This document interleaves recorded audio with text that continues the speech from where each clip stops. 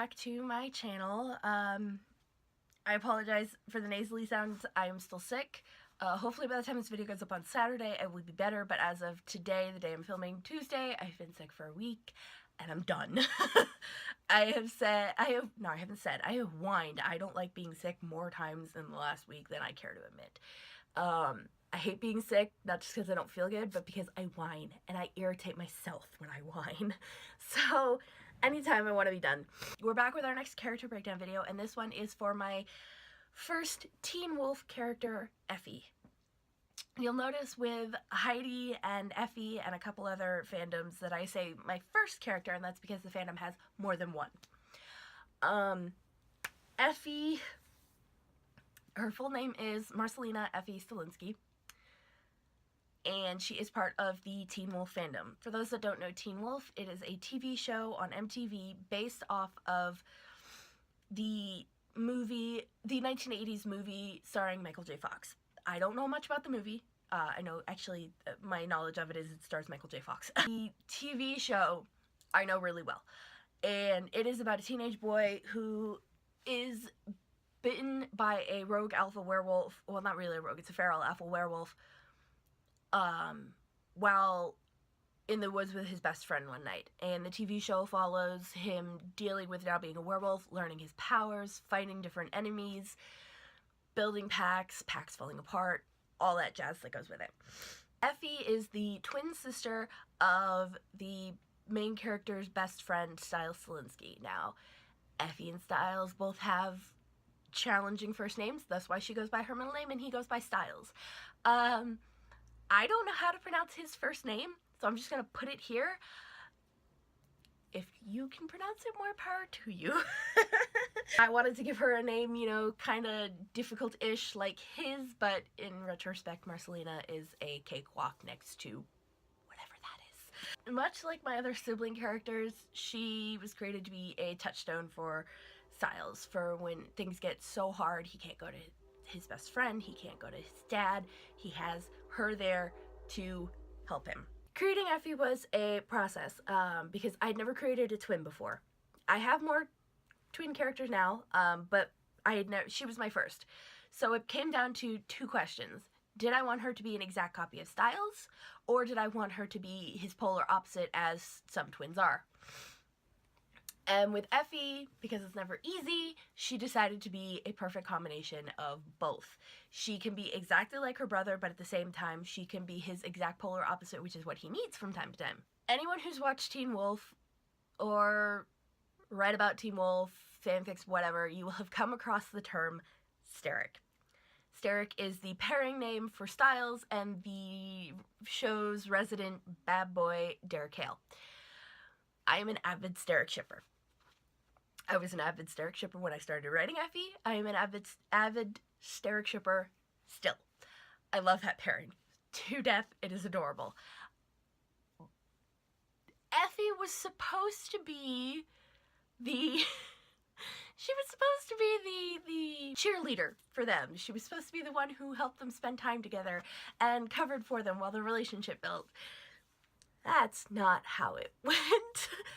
Effie in this household is most commonly referred to as the character who must not be named, because my sister is the original Steric shipper in this family, and she is unhappy with how Effie's storyline went. She's not the only one. That's not what I wanted, but it's what happened. With Effie, the easiest part of writing her was her fierce protectiveness and her need to do what's right no matter what. It's the same with a lot of my characters because I'm like that. She doesn't take anyone's crap, refuses to back down, even if it means standing against her family, which she has done several times throughout the series. Effie's a lot like Grace, in that she's different in a world that's already different. And that also makes it easier to write for her because in a world like Teen Wolf, there aren't too many boundaries you can't cross, and even with them, you've got a bit of leeway with what you can do. But the hardest part of writing Effie has to be her relationship with Derek, and not just because it wasn't supposed to happen. As I've said before, I use my own personal experiences and knowledge that I've gained and absorbed over the years to write my stories and make my characters more realistic. But the deep, respectful, and loving relationship Derek and Effie have, I have no experience in that. My one relationship was 7 months of platonic handholding and take-out Chinese on our Sunday night dates. And it ended because he wasn't honest with me from the start. So while most, if not all of my characters have some type of loving, lasting relationship, the one that Effie and Derek has just takes it to a whole new level. It is a whole nother level with those two. The bond and devotion they have for each other is nothing like I've ever written, and sometimes I'm not even sure I'm doing it right, or that it's realistic. The only thing I have to go off of with that kind of lasting, loving relationship is my grandparents who have been married for 61 years, and I don't know about you, but I don't need to be thinking about my grandparents in the context that I'm writing Effie and Derek, because no grandchild needs to think about that. Ever. Effie's got a lot of great moments. She's got a lot of shit moments. She's got more of both to come because I'm not done with her yet. But her most memorable moment, the best memory I have of writing her, is when she and Derek had their first major fight. And I know you're thinking, how can that be a good moment? How can that be a good memory? And it's because Effie shows that no matter how much she cares about Derek, no matter how much they mean to each other, she's not willing to put aside what she believes just to be with him. Even if it means breaking up, breaking their hearts, she will stand by her beliefs, go with her gut, and not let anyone stand in her way. A perfect example of this is, like I said, that moment, and this is what the moment was. He says to her, "You looked almost at home standing with Scott's pack." And she responds with, "I stand wherever I need to do the right thing. Simple as that. I'm not going to pick or play sides in this alpha war between you and Scott. There will be times when I stand by him and times when I stand by you."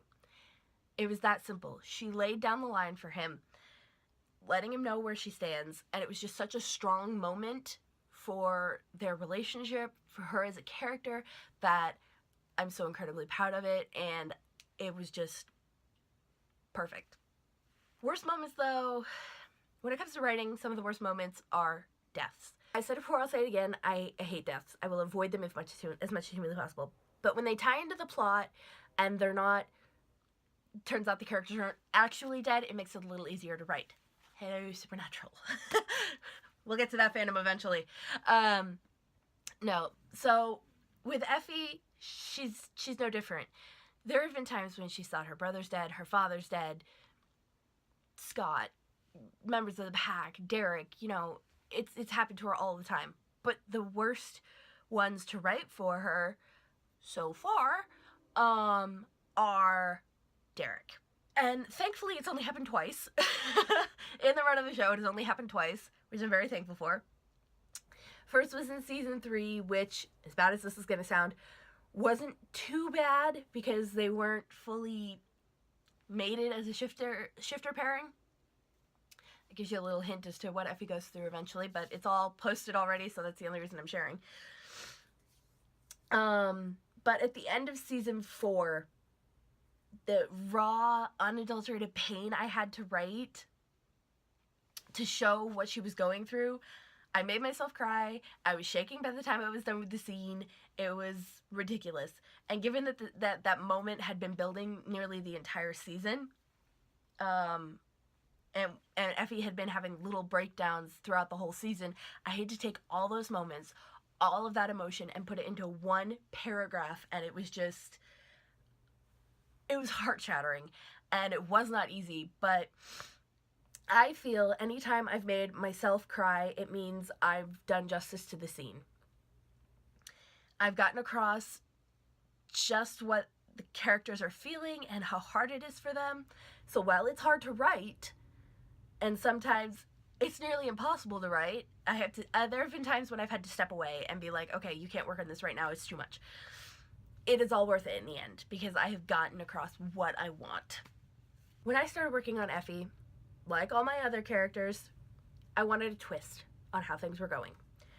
See what could change and all that, but I also wanted another opinion in certain scenes.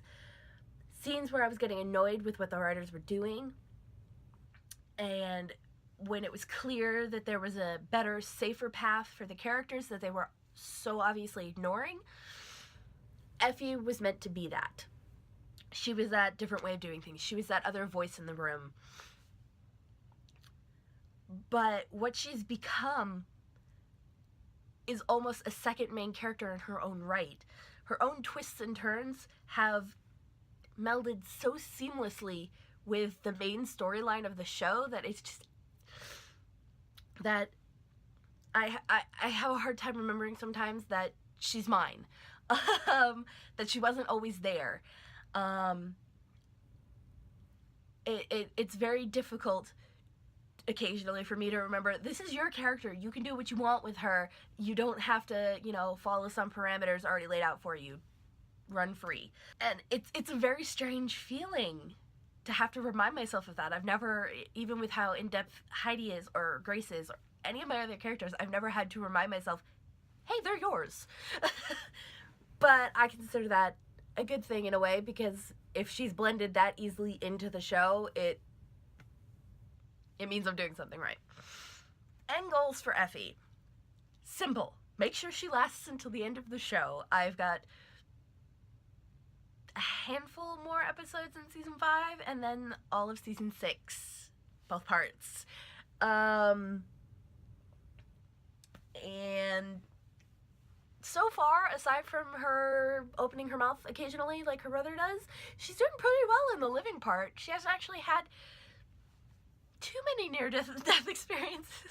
She tends to leave that to the people around her. But yeah, yeah, she's gotten in her fair share of scrapes, but she's good. She's charging right along. That is all I can ask for a character, is just keep going, and please God make it to the end. That is our character breakdown for Effie. Anyone who's interested, I will link her stories below. Unlike Grace and Heidi, she actually has unique names for her story titles, so I will link all the ones that have been posted so far in order. As more come, I will link those as well. My fanfiction profile, fanfiction.net profile, and my AO3 profile will all be linked below, as I've started cross-posting onto AO3. And yeah, if you liked the video, remember to give it a thumbs up. Comment down below if you are a Team Wolf fan, and if you don't like Steric, go away. You don't. Go away! I mean, why else would you put somebody else besides Styles with Derek? Look, go watch my video for an understanding. No. You know why? Because I refuse to even acknowledge that person. I know you do, which is why I need you to go away so I can finish my video. No, I'm just gonna sit right here. Fine. Don't forget to subscribe for more videos. Next week we actually have a different video, which is going to be a discussion on my writing process. Make sure to hit the little notification bell so you get a notification every time I upload, and I will see you guys in next week's video.